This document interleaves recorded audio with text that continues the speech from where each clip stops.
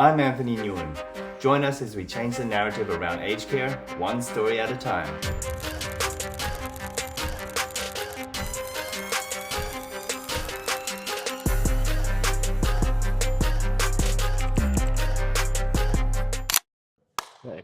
Welcome back to the Pioneers in Aged Care podcast. Here we have Scott Lawton, the CEO and founder at IT Integrity.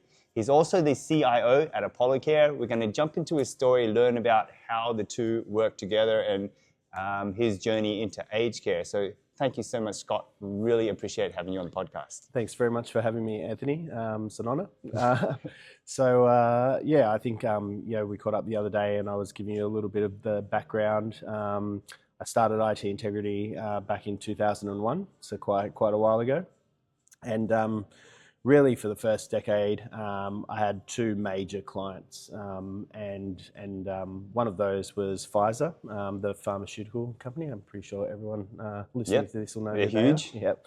And for Pfizer, IT Integrity's core services were around that a strategic consulting, enterprise architecture, and then executing projects. So very much working with the senior leadership within ANZ, understand what they needed as far as the business growth was concerned, and then helping them to make sure technically that was all going to work and execute that. For Pfizer, a lot of that was all around acquisitions. They would do these big acquisitions globally, and so we were often tasked with running the tech stream of those acquisitions at both an ANZ and sometimes an Asia Pac, and sometimes a global perspective, depending on how big they were. So with that, really got a lot of exposure into healthcare.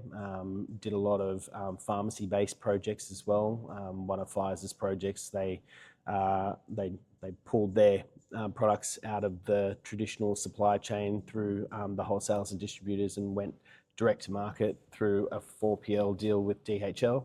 We were all across that, going direct to 6,000 pharmacies, standing up a full customer service line of operation within the business.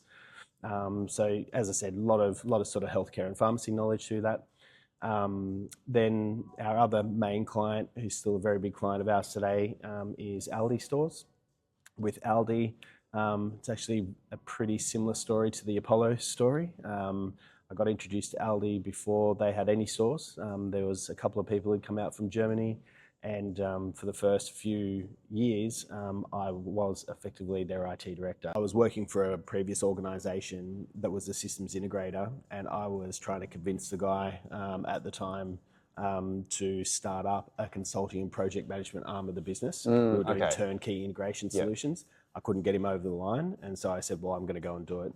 Yeah. And it was a completely different approach. It wasn't the same services, so there was no real non-compete. Yeah. But I still did a deal with him around that anyway, so that I could approach those clients. Okay. And that's how I started. Right, so you did the right thing. You tried to do this for your employer. Yeah. But he didn't want to get into it. Yeah, exactly. And you saw the opportunity and you went off and started with Pfizer and Aldi as your first client. Yeah, exactly. How good is that? Yeah, pretty good, not bad. So with Aldi, what happened was, particularly those early years, it was very much about construction. I mean, with Aldi, I got involved in all areas of the business, and they had a lot of corporate global systems from Germany from an application point of view. So there was really a lot of infrastructure, heap of infrastructure required, because we built the head office, built the distribution centres, built the stores, and massive scale, massive growth for them. And so for the first few years, I was wearing their IT director hat, and then they hired an IT director, and he's still there today. And basically between the two of us, what you see today is what we've pretty much done together. So when did you start IT Integrity? 2001. 2001. Yeah. Wow. Yeah. And so what sort of happened was we got to like 2009, and by 2009, I had quite I think 16, 17 people on board. and most of them were all senior consultants, enterprise architects, project managers, expensive resources, and the pipeline was looking a bit lumpy. We had obviously grown the customer base and had other clients, but those two were still our primary sort of clients. And there was a bit of uncertainty around what the next few years were going to look like, because we'd pretty much nearly finished most of the distribution centres for Aldi, which were the big projects for them. And Pfizer had just acquired Wyeth, which was another massive global, I think, don't quote me, but it was, I think, like $60 or $80 billion acquisition globally. And for the first time, with that Wyeth acquisition, the senior roles at a New York level, some of them were being taken by Wyeth executives. So it was like some real uncertainty happening there. And so we did a bit of a strategic analysis on ourselves with the guys that I had on board at the time. We took about 6 months and sort of did a Pestel analysis and a Michael Porter's 5 Forces, and spent 6 months working out what the future was going to look like for us. And that's where the whole aged care thing really dropped out for us. So at that time there was no IT consulting company in the sector at all. There was very little use of technology in the aged care sector, and to your point around the whole what's making aged care sexy, like right now, the sector is growing. There's massive amounts of change, and we saw that was going to happen through that analysis back then. Wow. Because effectively we could see that baby boomer population was going to come through. The supply and demand was already out of whack when we were looking at it. There was a lot of capital works projects that were underway. And our skill set was all these capital works projects with Aldi, as well as all this healthcare knowledge with Pfizer. So we already had a really good base of understanding, we thought anyway, to be able to enter the market. Just quickly on that, when you were doing this analysis and aged care came out and, as the clear strategy, was it you always had aged care in mind and now you need to do the analysis and compare, or you just did the analysis and somehow aged care sort of rose to the top? Was there any second runner-ups, like close ones? There's been a few other industries which we have done a fair bit of work in as well. So supply chain logistics, we've done a fair bit of work in that space, and that's off the back of the work with Pfizer, DHL. We've done work for DHL. And so, we've still got clients in that space. Off the back of the work that we did with Pfizer as well, we've done a lot of work in the beef industry. So we've written a tech strategy for a lot of the biggest beef producers in the country, and I can tell you all about cattle stations if you've got another podcast. I'll do a different podcast on cattle stations. So we've done a lot of work in that space as well. But really, what happened was we chose the aged care sector for a number of reasons. There was all this supply and demand, very laggard from a technology point of view. So a lot of opportunity that we could see. Opportunity to be a first, a leader in the space, because there was nobody else from a technology point of view that had our sort of capability coming in. And then the other key reason was with Pfizer and Aldi and some of our other large corporates, big enterprise corporates, everything that you do with them, particularly at a strategic level, when you're helping them grow the business or do something amazing, normally it's very confidential and it's commercially sensitive, right? They're very much focused on the dollar and delivering back to shareholders or delivering a financial result, and everything is very commercially sensitive. So some of the projects that we've done along the years, I can't tell anybody about them. Do you know what I mean? Whereas what we saw with the care service sector is it's way more of a humanitarian focus. It's about really giving back to the country and giving back to our elders, and everybody's just so willing to share their story and share how they've done things to make things better for older Australians. So that was a really big part of the attractiveness for us going into the sector, being able to actually collaborate, across a sector and be involved at the top of the industry. And then, effectively what happened was over the course of 2010 and 2011, we did a couple of acquisitions. So prior to 2010, we were focused in that consulting, enterprise architecture, and the project side of things, change management, very much at that enterprise. So not the typical troubleshooting, what happened to my internet, Exactly. something's unplugged. Yeah. All of that end, all of the managed service support end, we weren't doing that. And that partly because the business that I was working for prior to starting this company, that was their type of business, right? Okay. So I'd stayed away from that. But this is now nearly 10 years on, 9 years on. That's fair. Yeah, and so 2010, 2011, we did a couple of acquisitions, and one of those acquisitions was a company called DataCare. DataCare was based in Brisbane. We started the business, I started the business in Sydney. And DataCare had been Blue Care's IT department effectively for many years. And then there was a big executive leadership change and board change that took place in the late 2000s at Blue Care, which saw DataCare lose a lot of business, and they were like their main client. So I came along. They were sort of struggling a little bit, and but they had that entire end-to-end managed service offering. So first level support, network monitoring, all the things that we weren't doing. They had that. They also, their customer base was exactly what we were looking for: aged care, community care, disability, not-for-profits, faith-based organisations. So we instantly got the client base that we had identified as being a good fit for us. And then for the next couple of years, and really quickly, we were able to cross-sell our consulting skills into that customer base. And probably the thing that was, one of the highlights with that was one of their clients was a community-based facility out in Beaudesert called Star Gardens, and a new CEO had come in there. His name was Nigel Fall. He had been a Blue Care area manager, and so there was already a relationship there with DataCare, and this Star Gardens was. It was a very common story. It was not profitable at the time that Nigel walked in. And so, I worked with Nigel and helped him.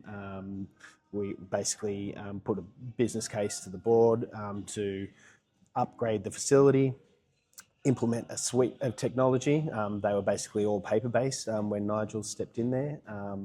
And so, Wi-Fi environment, some Vocera technology, put in eye care from a clinical management point of view, put in Simavita from an incontinence management point of view, did a number of things to basically streamline the administrative side of things and really give more time back for the carers to perform the care. And this is, 2011 sort of thing. So. Quite a while ago, but effectively put a 3-year payback to the board, and he got it in 2 years, doubled his EBIT per bed within the 2-year period. So did you say 2011, 2021? 2011. 2011. Okay. 2011. Yeah, that was 2011. Right. So quite a while ago. Yeah. Right? Yeah. So and the idea was improve the efficiency through the use of technology. Uplift the facilities and expand the number of beds. So you got more bed licenses and basically was able to utilise some of the existing buildings and expand the number of beds, minimise the increase in staff, and that's how he got the turnaround. And so off the back of that, Nigel got inducted into the ITAC Hall of Fame, and then the following year we won ICT Company of the Year. So can you give a little backstory on the relationship between ITAC, LASA, AXA? Just for people tuning in for the first time, I think I had Paul Sadler on not too long ago, and he went through that story. But it's good for context for any new listeners here to see how that all came about. Sure. Yeah. Well, I suppose that was so. coming into the sector from our side as well, and through the work that I'd done with Pfizer, I mentioned that that project where Pfizer pulled all of their products out of the wholesalers, distributors, and went direct to the pharmacy through a DHL 4PL solution. When they did that, I watched. I was on the team that was involved in that. Patrick Reed, actually, I believe, was involved at the Pharmaceutical Guild at the time as well. He's a CEO at IRT. IRT now.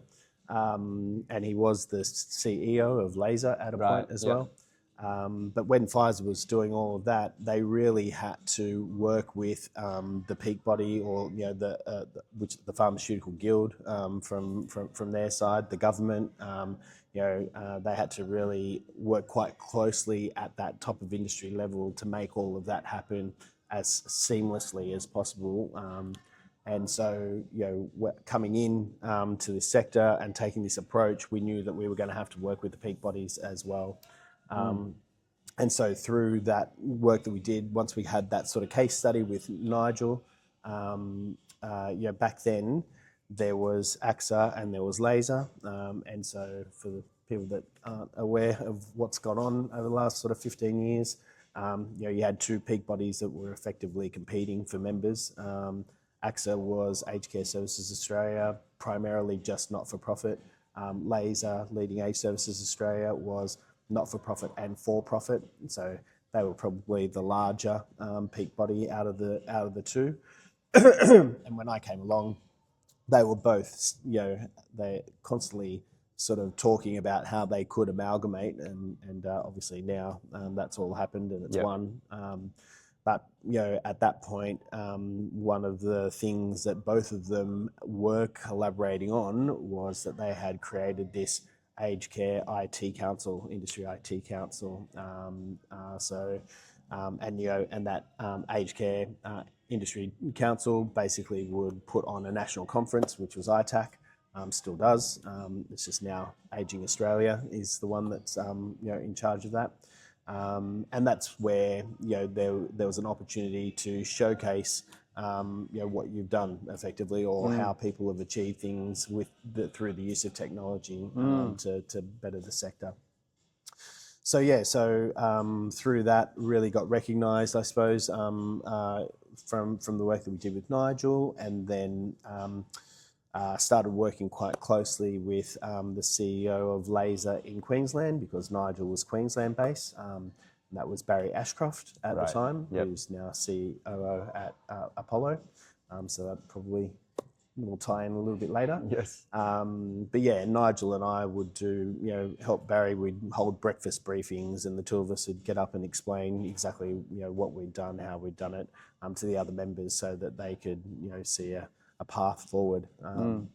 So that was sort of, and then I sort of developed a pretty good relationship with Barry. Anytime any of his members were sort of, needed some help on the technology front, he'd give me a call and I'd go in and have a chat with them. Got to the point where then when Patrick Reed stepped in at the national level, Laser was a client of ours for a while before all that sort of amalgamated and Sean stepped in. Really worked quite collaboratively with those guys through that period. That's amazing. I love that story. I love how we heard IT integrity interweaved into all the fabric of aged care in Australia. You're really the backbone of the aged care's IT industry. Yeah. So and then effectively what happened was we won another award after that. We did some work for an organisation called Good Shepherd Lodge up in Mackay. Yep. And they built a new facility called Kerrisdale Gardens, which was really pretty ahead of its time at the time. This is back in 2015 or something like that, 2015, 16. And Kerrisdale was all about a new community. So in Mackay, 4-story tower with a village around it, big community space downstairs. And effectively residential aged care at the bottom of the building, but then moving into independent living into apartments. But we effectively, there's a thing called a 9C accreditation from a building code point of view. If you build it to a 9C standard, you can effectively convert an apartment into a bed license. So we kitted the whole building out so that people could age in place. Wow, so that they okay. go into the apartment and never really have to just convert that. Yeah. All the nurse call, everything was all there, hidden away, and Wi-Fi through the whole thing. So that's like the equivalent of your own personal home. Yeah. Being turned into an aged care. Yeah. So you could go in with your wife or your husband and, not have to move. And so won another award for that. They won a lot of awards for that as well. And then Rod Young at the time was chairing the ITAC organising committee, and shortly after, I think the next year or the year after, had a chat about me joining the organising committee, and so I then sat on the ITAC organising committee and judged the awards for about 4 years. That's so cool. Yeah, it was really good. Yeah. And then all of the aged care peak body amalgamations all took place, and it's all sort of changed a little bit now. It's still changing, it's in the hands of Julie Anderson and George Margellis. It's all under the Aging Australia banner now, but yeah, I still obviously work pretty closely with them on a bunch of things. Wow, so you've seen it all. Can't imagine where aged care would be now had you not done that analysis and pivoted into the sector. Yeah, I mean, I think the thing that really separates us apart from anybody else, most of the other providers, technology providers in the sector, normally are coming in with a particular product under their arm, like they've got an application or something like that. There's not really anybody else that's in the sector that has the same level of depth and understanding that we have, and that has the same approach. Like, we're really coming in more with a governance framework and an ability to understand commercially what the clients are looking to achieve, and then determine what they need to do from a technology investment point of view to make that happen, to enable that. And then we're putting in a governance framework to oversee the execution of that, both from a project management, change management, organisational change management, as well as an ICT management and operational support level. So at the crux of it, that's really what we do with all of our clients. Then some clients have their own IT department, and we might be just an extension of their capability and capacity. Some clients utilise us for all of that operational stuff as well. And as a result of that, and putting those strategies in place and then working out where the gaps are and helping customers close those gaps, we have written countless RFIs and RFPs for pretty much every core business system within the sector that you can think of, and we've evaluated and are constantly evaluating all of those application providers for various customers to help them make those decisions based on their requirements. So there's really nobody else that's going to have the same level of understanding, depth, or level of relationships with the suppliers at a technology level in the sector. And then from 2009, you picked up all this knowledge, all this deep understanding of the sector, pushing the edge of what technology is capable of. And then you brought it all into Apollo Care. Yeah. Tell us about how that relationship came about. It's been a really exciting journey. Again, another highlight for me personally from a career point of view. I mentioned with the Aldi side of things, I was basically seated at the table, less than 10 people working out of a serviced office in the MLC Centre in Sydney, planning everything of what you see for Aldi today. So big disruptor, massive change, big, huge growth. And the Apollo journey has been very, very similar to that. About 2017. So right at the beginning, I watched the thing that you did with Stephen Beshi. Right at the beginning. Barry had already left. Barry Ashcroft had left the peak body for a little while and had been out doing some consulting work and had pulled pulled us in to help out in a number of different clients that he was working in, and called me one day and said, "Hey Scott, I want to introduce you to these two other guys. They've got this idea. It's going to be a startup. It sounds really interesting. I'd like to get your opinion, and they're going to need a tech strategy for that." So I met with Stephen and with John Young, the chair, again in a little office in Sydney, and they started telling me what they wanted to do, and yeah, I effectively helped put a tech strategy together. And helped on a pro bono level, if you like, for the first few years while they were getting their funding together and getting ready to do an acquisition, and then once the first acquisition kicked in, which was July 1, 2020, with Charingfield in Sydney, they became an actual paid client, and I've pretty much worn the CIO hat for them ever since that.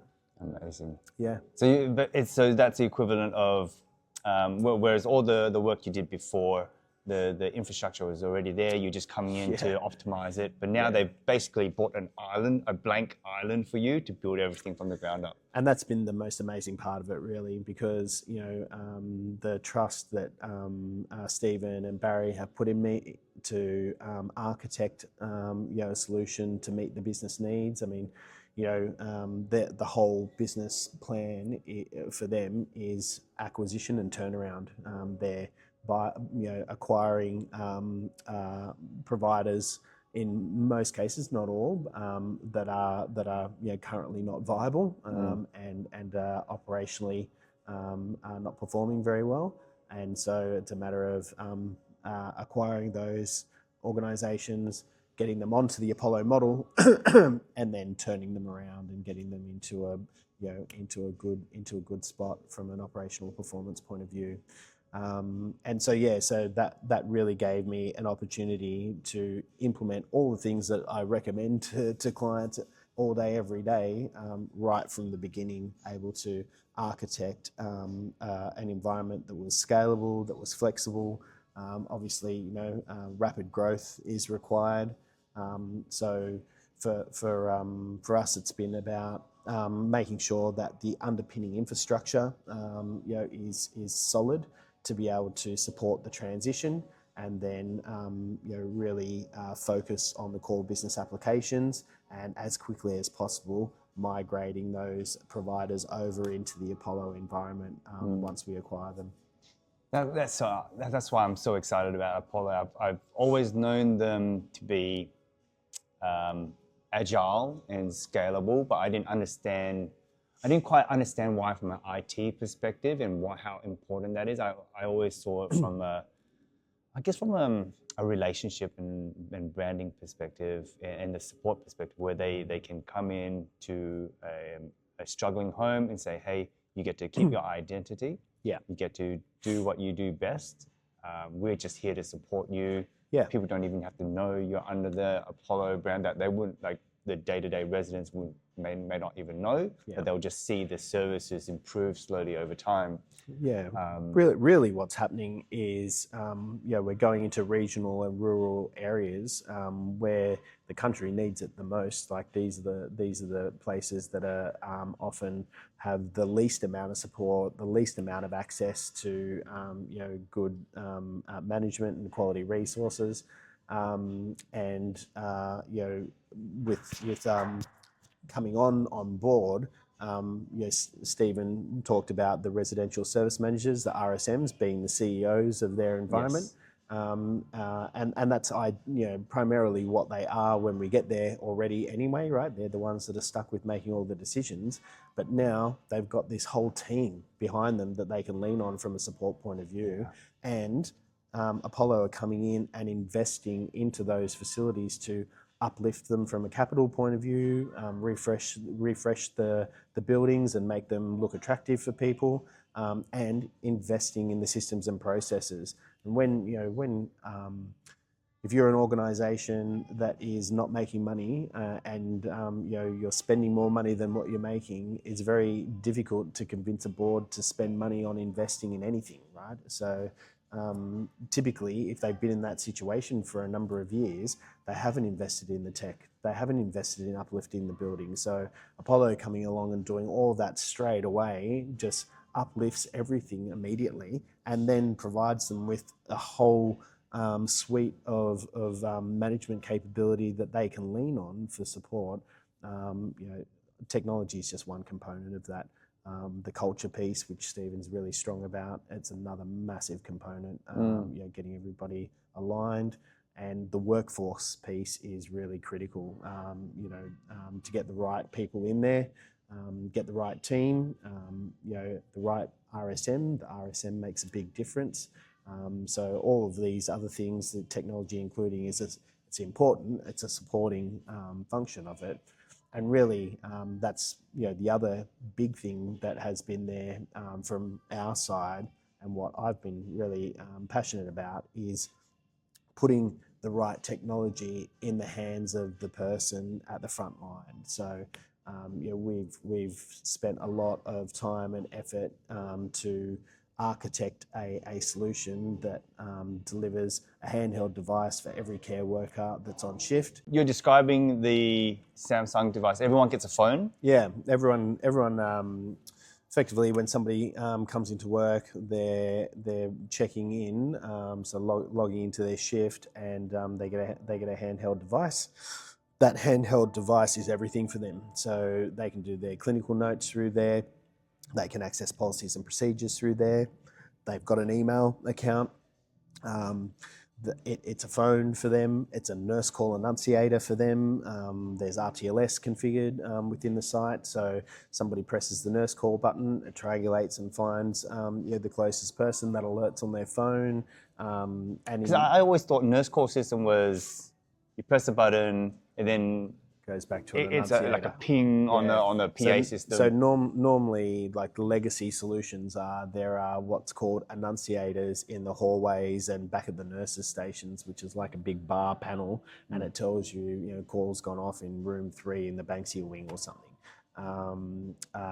What this does now, straight away just goes off like a little alert on the phone, and Of the closest nurse. yeah, of the nurse or a care worker in that Right. in that area, in that wing.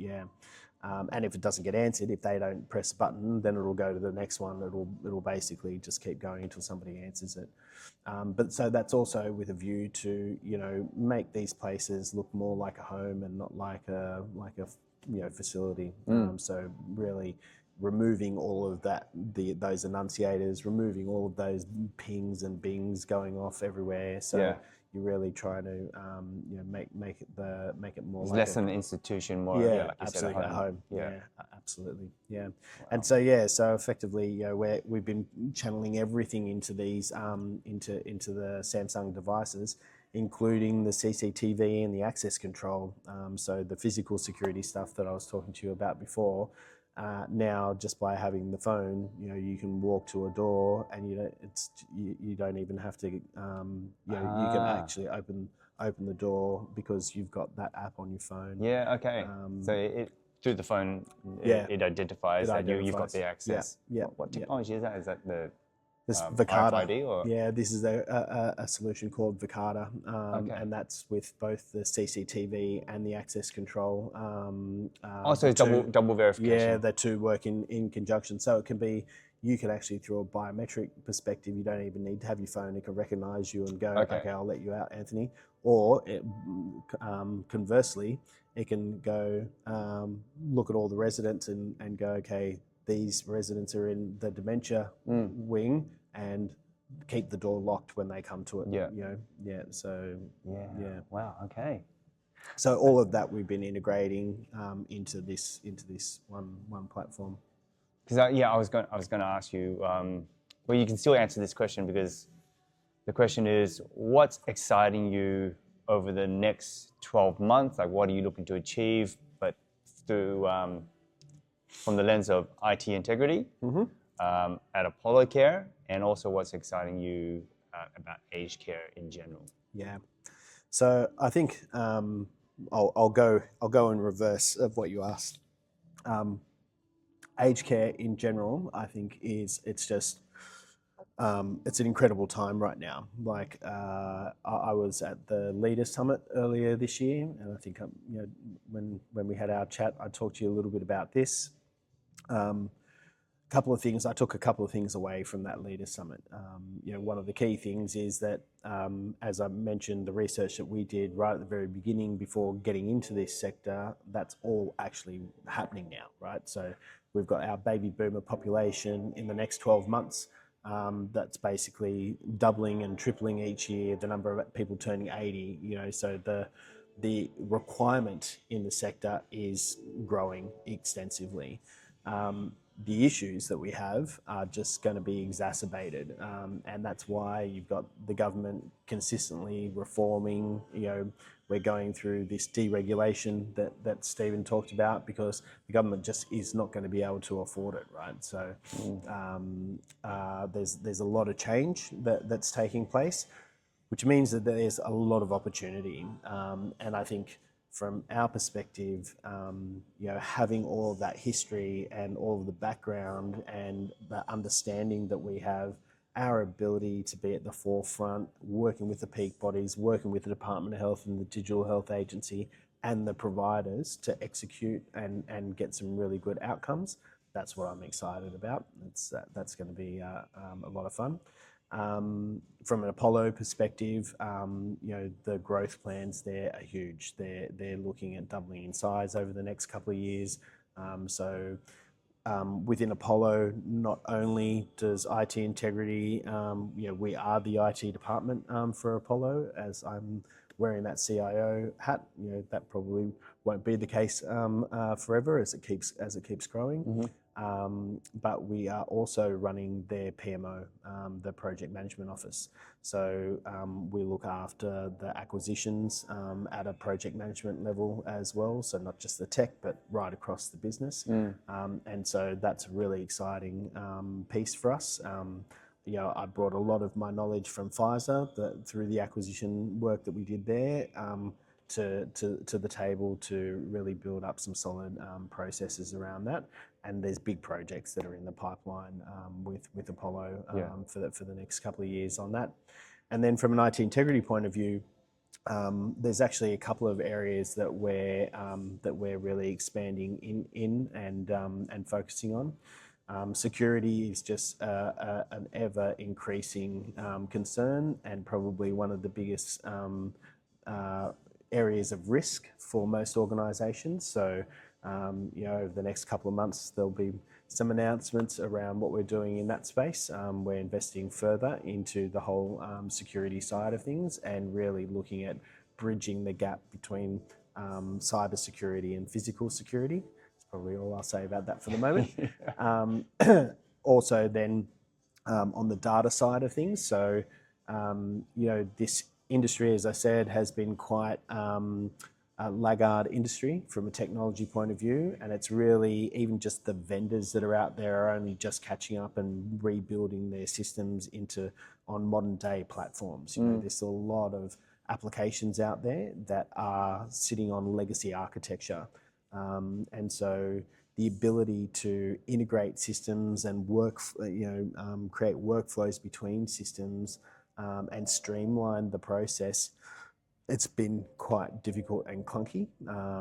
And so, the tools that are available today compared to even 5 years ago, there's been a lot of advancement around that from a data integration, workflow and reporting perspective. And, in order for an organisation to really be able to capitalise on new technologies, capitalise on AI, things like Copilot, all that sort of stuff. Firstly, there needs to be a level of digital maturity, a minimum baseline level of digital maturity around your identity management, the access to data and things like that. If you don't have that right, you can't take advantage of those things. And then, what we're advocating to clients is around them building their own data asset. So a lot of what you see, even outside of this sector, is that there are providers out there that come along and say, we'll build you a data warehouse, we'll build these workflows and integrations for you, but they're doing it, outside of the provider's tenancy in a solution, which leaves you then stuck with that vendor. What we've been advocating for clients is leverage your Microsoft investment. That's where all of your underpinning security is from an identity management point of view. They've now got the tool sets where you can build your own data asset within your tenancy. And so that's another area that we're really focusing on. And then if you fall out of love with your IT provider, that's still yours. You can get anybody to come in and look after that.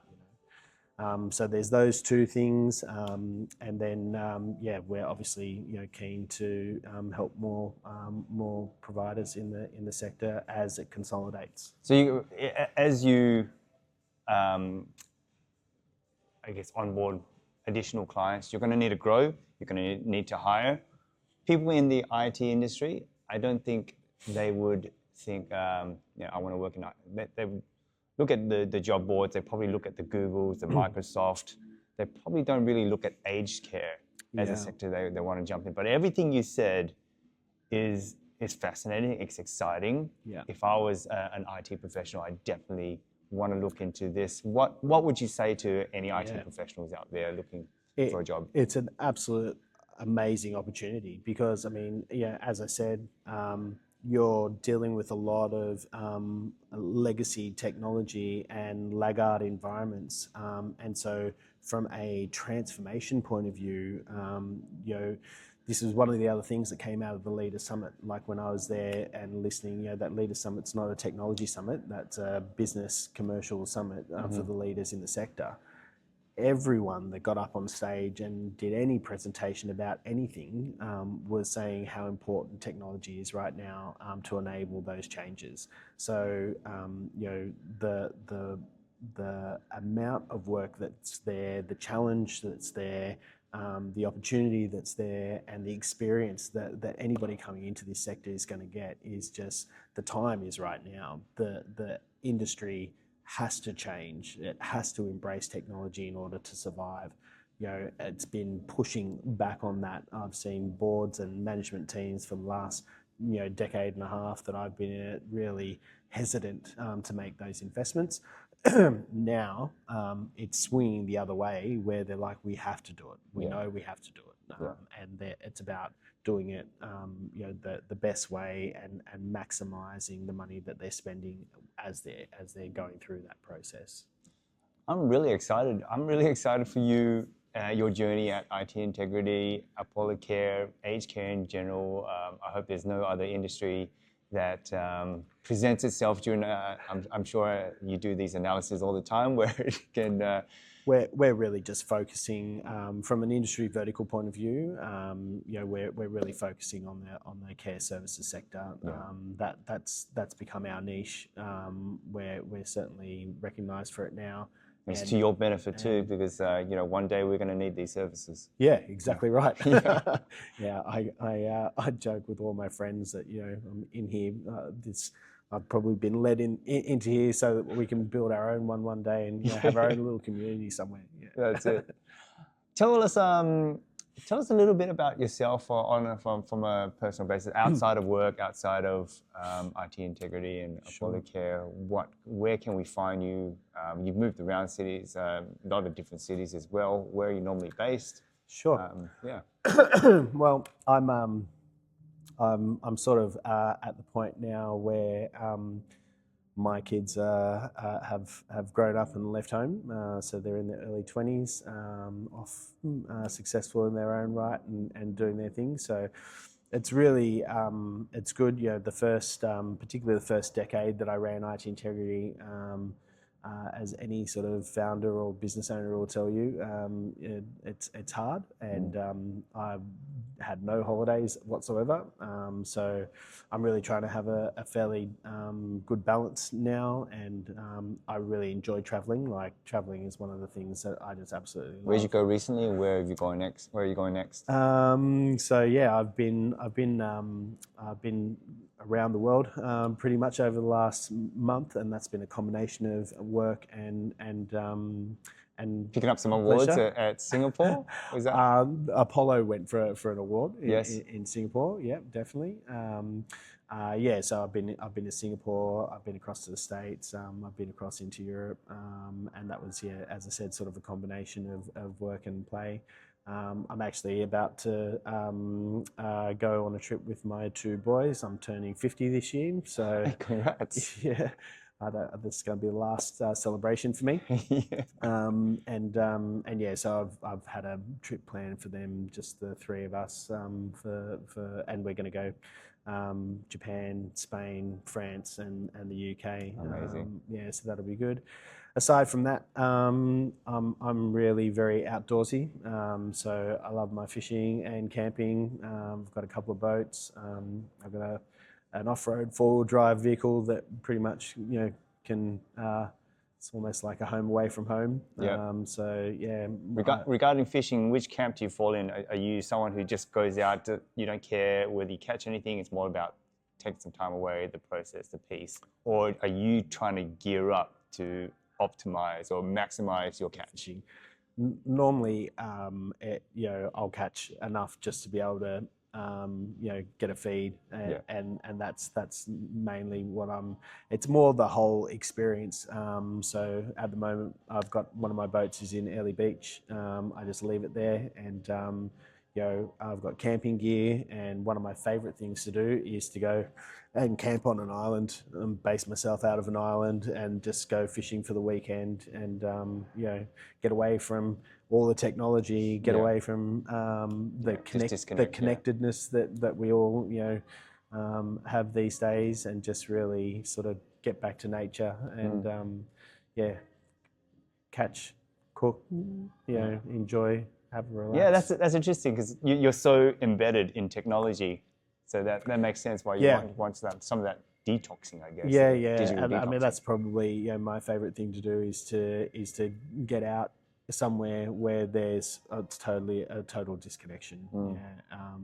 I go into the Cape every year, up into Cape York. So I've got a lot of clients up in far north Queensland because of that. I suppose I'm always travelling through there, so say to my guys, hey, I'm going to go do a trip. If you can get any meetings with anybody up there, let me know. Is there any message that you'd like to get across? Anything that we weren't able to touch on? Look, I think probably the only thing that I would say is I think one of the things that I've really enjoyed about coming into the sector and one of the real points of difference that I think that we bring from an IT integrity point of view is that whole engagement, the business engagement and the governance side of things from a technology point of view in with our clients. We've really been investing more and more into a governance framework that we can bring into our clients' environments, and that's where we're effectively coming in, understanding what the customer is trying to achieve commercially, helping them to make sure that that technology engagement exists right across the board at the executive level, and that then there's a framework for ensuring that things are being done the right way.